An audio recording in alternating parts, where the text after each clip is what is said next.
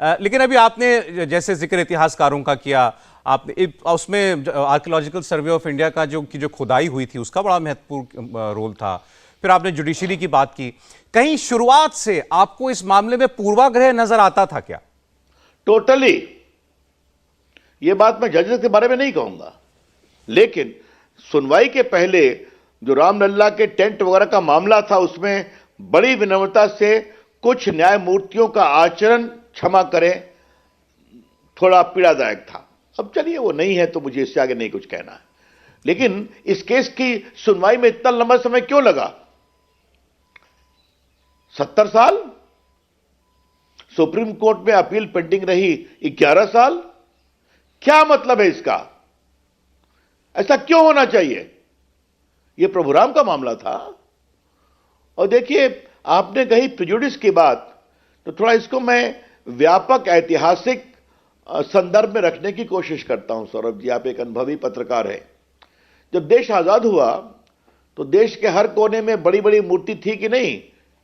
जी। Queen Victoria की, George पंचम की, लॉर्ड हार्डिंग की, दिल्ली में ही थी, याद होगा आपको, जिनको हटा के अब नेताजी सुभाष चंद्र बोस की मूर्ति लगी है। आजादी के बाद उनको हटाया गया ना,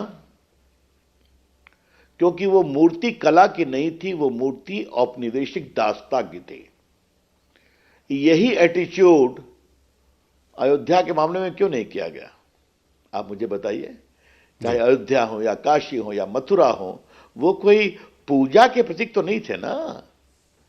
वो मुस्लिम आक्रांताओं के द्वारा यह बताया गया था कि यह तुम्हारी जगह है।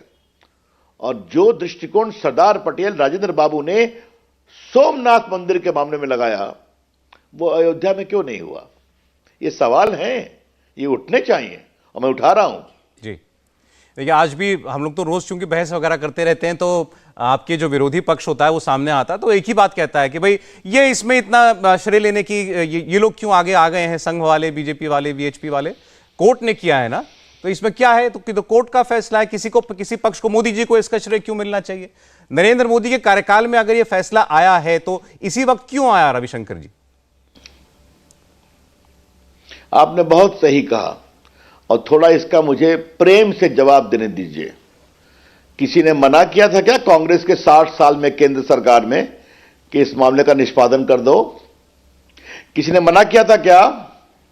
मनमोहन सिंह की सरकार 10 साल थी, जिसमें राहुल गांधी और सोनिया जी बहुत प्रभावी थे, उनको मना किया था क्या कि इस मामले की आप फास्ट ट्रैक करा दीजिए?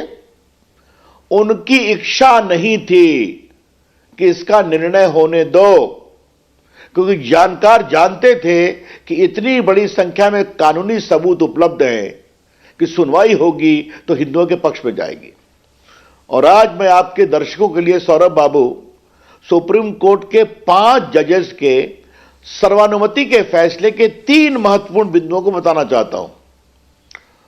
मुस्लिम पक्ष के द्वारा ऐसा कोई सबूत नहीं दिया गया कि तथाकथित बाबरी मस्जिद बनने के बाद उनका एकमात्र कब्जा था। दूसरा, तथाकथित बाबरी मस्जिद बनने के बाद भी हिंदुओं का यह विश्वास कभी नहीं डोला कि यह प्रभुराम का जन्म स्थान है, और वहां वो सर झुकाते थे, और हजारों सबूत रिकॉर्ड पर है।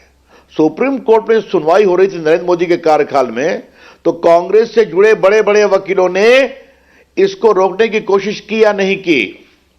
मैं किसी का नाम नहीं लूंगा कि 24 के बाद इसको एडजर्न करो। सिब्बल ने की थी, ये सच्चाई है। जी। अब मैं किसी का नाम नहीं ले रहा हूं। तो आपका कहना कि कोर्ट से हुआ, बिल्कुल कोर्ट से हुआ, और उसके पहले आंदोलन भी हुआ, कार सेवक मारे भी गए। आपको यहीं पर एक चीज और बता दूं सौरभ जी, जब मुलायम सिंह ने कार सेवकों पर गोली चलाई तो विद्यार्थी परिषद की ओर से 3-4 वकीलों को भेजा गया था, मैं भी था उसमें। स्वर्गीय मदन दास जी थे, स्वर्गीय बाल आप्टे थे, वो जो आपके याद होगा 2 बंधु मारे गए थे, क्या नाम है उनका, कोठारी बंधु बोल रहा हूं मैं, और कई कार सेवक मारे गए थे, कोठारी बंधु, क्षमा करेंगे आप। अरे सौरभ, सबों के ललाट पे गोली मारी गई थी।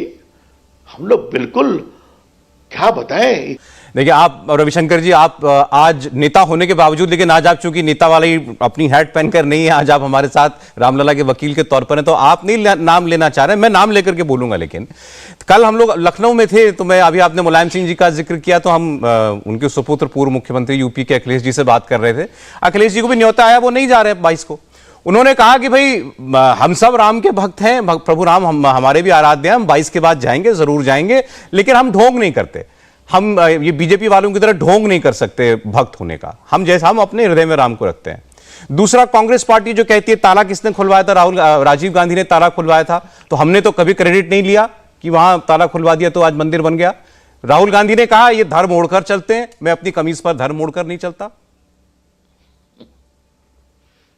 अब ऐसा है कि आज मैं सही में वकील के रूप में हूं, तो आप मुझसे बुलवाने की बात कर रहे हैं, तो आपके आग्रह पर मैं बोल रहा हूं। जी ठीक।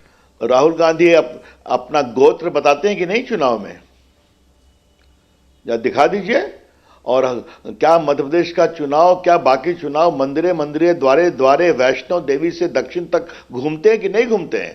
ये जो वोट बैंक हावी है, भले आपकी साख सिमटती जाए, आप छोटे पर छोटे होते जाएं, ये समस्या है। आज बहुत शुक्रिया, आपने हमें समय दिया, और 22 जनवरी पर अयोध्या जा रहे हैं आप, उसके लिए एक बार फिर आपको अनेक बधाई।